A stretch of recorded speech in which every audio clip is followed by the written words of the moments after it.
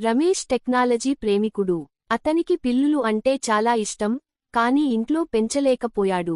అందుకే అతను ఓ ప్రత్యేకమైన ఏఐ క్యాట్, కృత్రిమ మేధస్సుతో పనిచేసే పిల్లి రోబో ను రూపొందించాడు.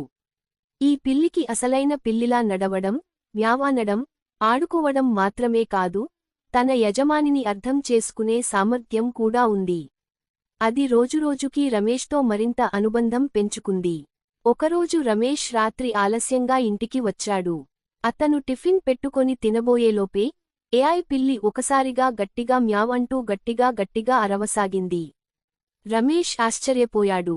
ఎందుకు అలా చేస్తున్నదో అర్థం కాలేదు.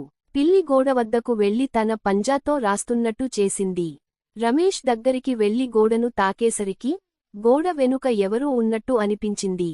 వెంటనే రమేష్ పోలీసులకు కాల్ చేయగా వారు వచ్చి గోడ వెనుక ఓ దొంగ దాచిపెట్టిన విలువైన వస్తువులు కనుగొన్నారు.